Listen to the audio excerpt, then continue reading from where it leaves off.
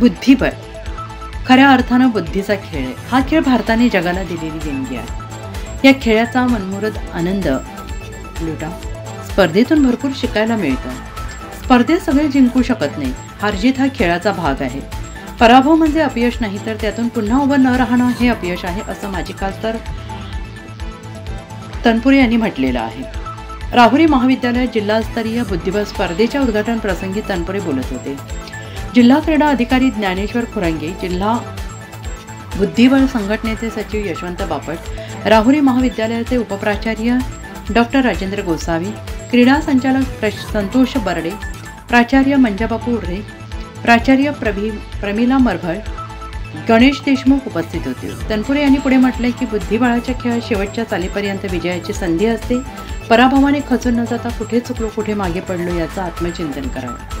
पुन्हा नव्या जोमानं पुढील स्पर्धेला सज्ज व्हावं. एकाग्रता, संयम, एकाग्रता, शेवटच्या क्षणापर्यंत हार न मानण्याची वृत्ती फक्त मैदानावरच शिकायला मिळते. हाच मूलमंत्र आयुष्यावर यशाची गुरुकिल्ली आहे. अहिल्यानगर जिल्ह्यात राष्ट्रीय खेळाडू यशवंत बापट यांनी बुद्धिबळाच्या प्रचार आणि प्रसारासाठी स्वतःला वाहून घेतले. त्यांच्या प्रयत्नामुळे बुद्धिबळ जिल्ह्याचा राज्यात 3रा क्रमांक आला.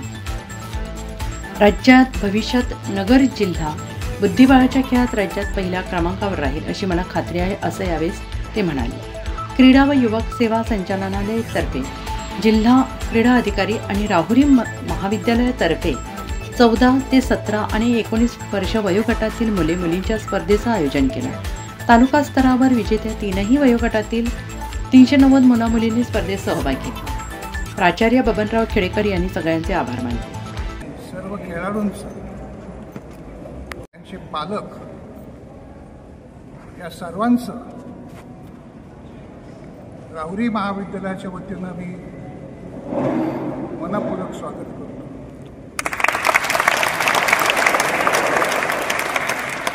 सर्वप्रथम सन्माननीय बापट सरांसारखे बुद्धिबळामध्ये त्यांनी राष्ट्रीय स्तरावरती प्रावीण्य मिळवले, परंतु त्यानंतर न थांबता बुद्धिबळाच्या प्रचारासाठी त्यांनी स्वतःला वाहून घेतलं आणि त्यांच्या प्रयत्नामुळं महाराष्ट्रातल्या बुद्धिबळ संघटनेमध्ये नगर जिल्ह्याचा आता 3रा क्रमांक आलेला आहे.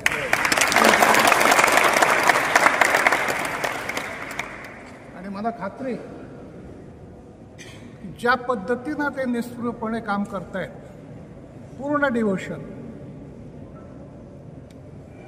तर नगर जिल्हा 1ल्या क्रमांकावर आल्याशिवाय राहणार नाही.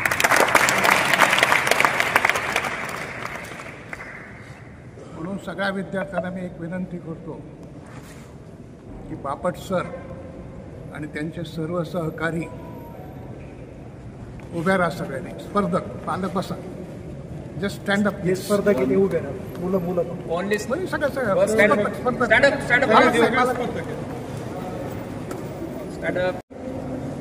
आणि या स्पर्धेमध्ये यशस्वी होण्यासाठी ज्यांनी सहकार्य, की बुद्धिबळ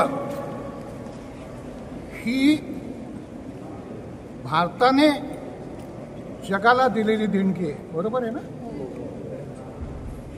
आणि हा एकच खेळ असा आहे की त्याच्या नावामध्ये सर्व सार आलेलं आहे. तुम्ही क्रिकेट खेळता ना, हॉकी खेळता, कबड्डी खेळता, खो खो खेळता, असं आहे का? हा बुद्धिबळ कसा आहे?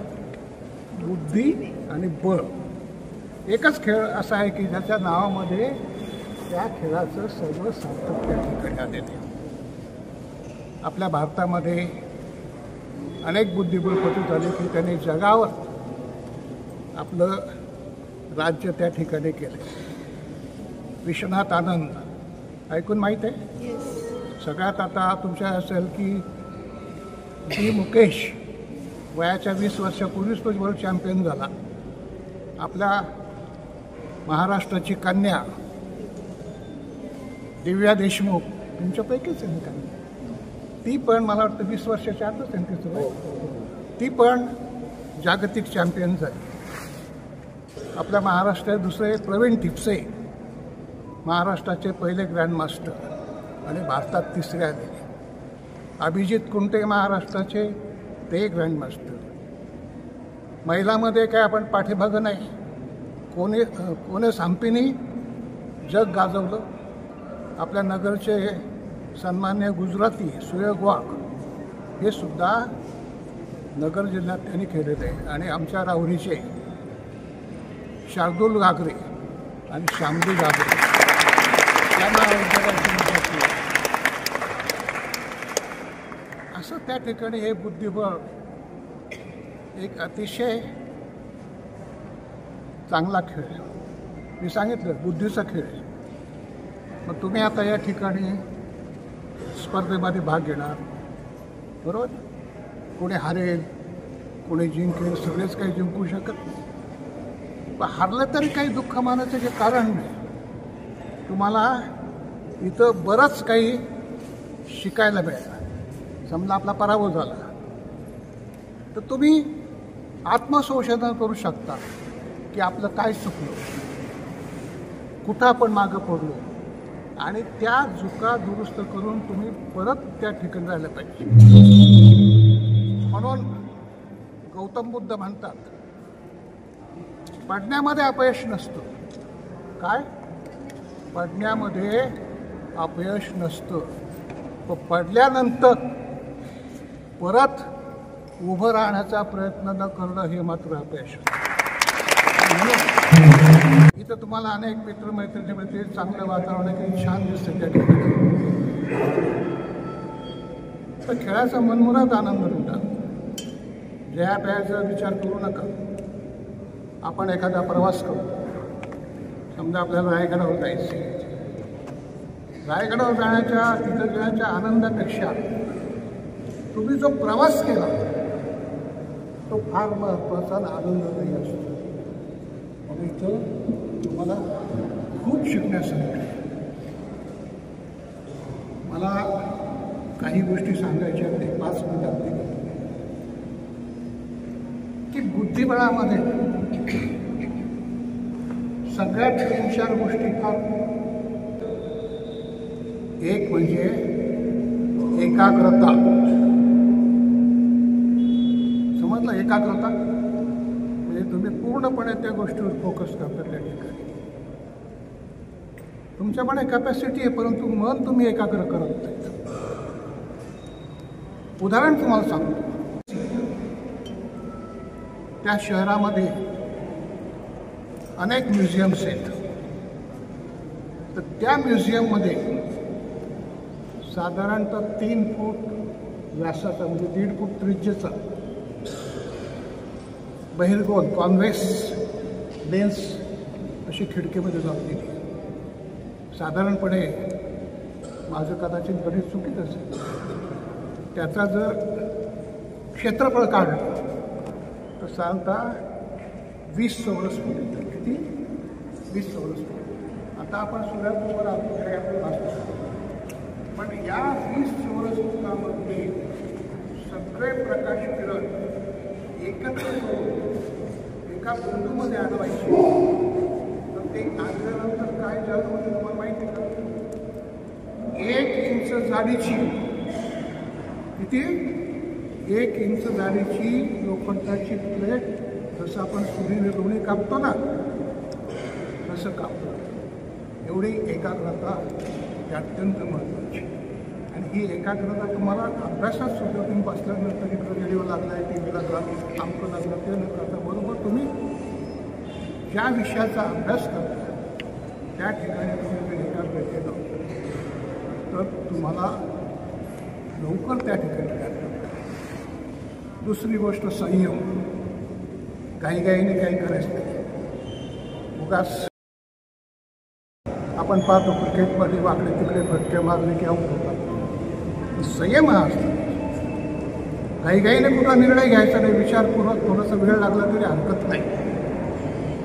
तुम्हाला उदाहरण सांगू. सुनील गावस्कर माहिती आहे तुम्हाला? माहिती आहे का? आता नव्या पिढीला पण सुनील गावस्कर हा कायमस्वरूपी ओपनिंगला यायचा. त्याने कधी दुसऱ्या नंबरवर तिसऱ्या नंबरवर फलंदाजी कधी केली नाही. आणि त्याचं आणखी एक वैशिष्ट्य होतं की त्याने कधीही हेल्मेट वापरलं नाही. आज तुम्ही पाहता सगळ्यात जेवढे जगातले फास्टेस्ट बॉलर होते, वेस्ट इंडिजच्या सुद्यात, ऑस्ट्रेलियाच्या सुद्यात, न्यूझीलंडच्या सुद्यात, इंग्लंडच्या सुद्यात, सुनील गावस्कर इतकं ह्या द्रुतगती गोलंदाजाला कोणी सामोरं केलं नाही. तरी सुद्धा तो यशस्वी ठरला. म्हणजे वास्तव तो संयम असायचा की मी वाचलंय की तो पहिल्या क्रमांकाला फलंदाजीला यायचा. आणि त्या लेखामध्ये असं म्हणलं होतं की सुनील गावस्करने कधीही चुकीचा फटका मारला नाही. विकेटवर टिकून राहायचं, त्याच्यासाठी संयम पाहिजे. आणि वाईट बॉल आला तरच तो खेळायचा आणि रन मिळवायचा. त्याच्यामुळं आउटसाईड दी ऑफ स्टंप जाणाऱ्या कुठल्याही चेंडूला. आणखी एक गोष्ट तुम्हाला या ठिकाणी शिकण्यासाठी, ही गोष्ट तुम्हाला शाळेच्या वर्गात शिकवली जाणार नाही. ही फक्त तुम्हाला ग्राउंडवर किंवा अशा हॉलमध्ये शिकवली नाही. मग ते खो खो, कबड्डी, क्रिकेट, हॉकी असे मैदानी खेळ असो, नाही तर हॉलमध्ये आपण बुद्धिबळ खेळतो, कॅरम खेळतो, काही लोक ब्रिज खेळतात. ही सगळ्यांना एक गोष्ट अतिशय आवश्यक असते, ती वृत्ती तुम्हाला तयार करावं लागेल. आणि ती वृत्ती फक्त तुम्हाला खेळत शिकवतो. कोणती वृत्ती आहे? Fight till the last drop of the blood. शरीरातला शेवटचा रक्ताचा थेंब असेपर्यंत हार मानायची नाही, लढत राहायचं. आता लढाई नाही, खेळामध्ये आपलं ती मानावंच लागते. आणि एक चांगलं अतिशय नुकतंच झालेलं उदाहरण तुम्हाला सांगतो. तुम्ही सगळे क्रिकेट खेळता का नाही? कोण कोण खेळतं किंवा त्याला क्रिकेटची आवड आहे त्याने हात वर करा बरं. थोडंच निघाले मागं. तर ही वृत्ती काय करू शकते याचं उत्तम आत्ताचं उदाहरण तुम्हाला मी सांगतो. एक 4-5 महिन्यापूर्वी आपली भारताची टीम इंग्लंडला गेली होती ना. गेले होते की नाही टेस्ट मॅचेस खेळायला? 5 मॅचेस होते, 5 कसोटी सामने. 4 कसोटी सामने झाले, 2 इंग्लंडने जिंकले, 1 भारताने जिंकला आणि 1 ड्रॉ झाला. झाले 4. शेवटचा 5वा अंतिम सामना की ज्याच्यातनं ती सिरीज जी आहे ती कोणी जिंकायची त्याच्यासाठी 5वा सामना होता. पण आठवण करा, 4 दिवस झाले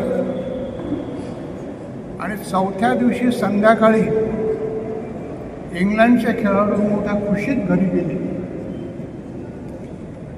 कारणच तसं का अख्खा दुसरा दिवस खेळ होणार होता. हवामान पण चांगलं होतं, पाऊस नव्हता आणि काय 36 रन तर करायचे. या सगळ्या सिरीजमध्ये शतकांचा पाऊस पडला. 400, 500, 600 भारताने तेवढा स्कोर केला आणि इंग्लंडने तेवढा केला. तेव्हा 36 रन काही अवघड नव्हतं आणि हातात 4 विकेट सहज असायचे. मग इंग्लिशचे ते खेळाडू लाडू खावतो तर मला काय उद्या सकाळी ग्राउंडवर जायचं, 1-अर्धा तास खेळायचा, 36 रन करायच्या आणि मॅच जिंकायची. बरोबर होतं का? आहे. काय झालं?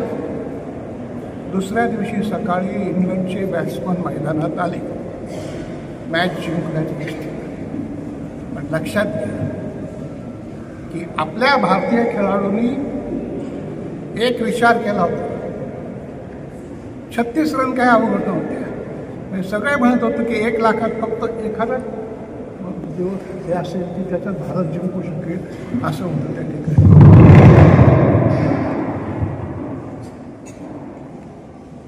तर ते भारताच्या खेळाडूंनी काय ठरवलं की सहजासहजी इंग्लंडला विजय मिळवू द्यायचा नाही. वृत्ती लढायचं, त्यांना पळायला लावायचं आणि त्या जिद्दीने खेळणे. Fight till the last drop of the blood. काय झालं? जगाने आश्चर्याने तोंडात पोट घातलं की 36 रनसुद्धा इंग्लंडचा संघ करू शकला नाही. 23 रनमध्ये त्यांच्या 4 विकेट गेल्या. ज्या इंग्लंड संघाला 400-500 धावा करण्याची सवय होती त्या इंग्लिश संघाच्या शेवटच्या 4 विकेट फक्त 23 रनमध्ये गेल्या आणि भारताला 13 धावाने विजय मिळाला. हे तुम्हाला कॉलेजमध्ये पण शिकवणार नाही, हे तुम्हाला इथंच शिकवणार की ठीक आहे शेवटच्या मूवपर्यंत तुम्हाला वाटतं की नाही आपण हवं, शेवटच्या मूवमध्ये सुद्धा कदाचित काय आश्चर्य होऊ शकतं आणि तुम्ही विजय मिळू शकता. ही जी वृत्ती आहे ही तुम्हाला खेळाच्या मैदानावरती ही शिकवली जाते. ही कृपा करून लक्षात घ्या. हे जर तुम्ही ठेवलं तर आयुष्यामध्ये किती कठीण परिस्थिती जरी आलं तर तुम्ही यशस्वी होऊ शकाल. म्हणून त्या दृष्टीने प्रयत्न करा. बापट सर तर आहेच, त्यांचे सर्व सहकारी आहेत. बुद्धिबळामधले अनेक पुस्तकं प्रकाशित झालेली आहेत. अनेक वर्तमानपत्रामध्ये जागतिक कीर्तींच्या चालीचं काय म्हणताला त्याचं विश्लेषणसुद्धा अनेक वर्तमानपत्रामध्ये आले. जिथून मिळेल तिथनं आपण ती माहिती घेऊन आपल्या खेळामध्ये सुधारणा करा. निश्चितपणे तुम्हाला यश येईल. मला पालकाने सांगायचे की तुमचा पाल्य जर या ठिकाणी त्याला इंटरेस्ट आहे बुद्धिबळावर, परमेश्वराने रिकाम्या हाताने कोणालाही पाठवलेला नसतो. महाराज मंडळी काय सांगतात? रिकाम्या हाताने आले अर्धशक्ती. तुमच्यासारखी प्रत्येकाला परमेश्वराने काही ना काही देणगी दिलेली आहे. कुणाला गाण्याचा कला असेल, कोणाच्या हातामध्ये चित्रकला असेल, कोणी शिल्पकलेमध्ये असेल, कोणी ॲथलेटिकमध्ये असेल, कोणाची प्रचंड मेमरी असेल. तेव्हा ही चैतन्य प्रत्येकाला दिलेलं आहे. तो राहुरी जन्माला असो नाही तर कानडगावमधल्या एखाद्या छोट्याशा गावामध्ये जन्मलेला शांतून घातून असतो. प्रत्येकाला काही ना काही दिलेलं असतं. आणि या क्षमतेचा जेव्हा जाणीव होती, इंग्रजीमध्ये एक वाक्य फार चांगलं आहे, अवेअरनेस प्रिसिड्स द चेंज. तुम्हाला जाणीव झाली की तुमच्यामध्ये बदल होतो. आणि म्हणून पालकांनी आपल्या पालकाला कशात बुद्धी आहे, एक असं बुद्धिबळच असं म्हणत नाही सगळं हे समजतं. आणि त्यांचा जर पाठिंबा त्यांना मिळाला तर काय होतं तुम्हाला सांगतो. याचं उदाहरण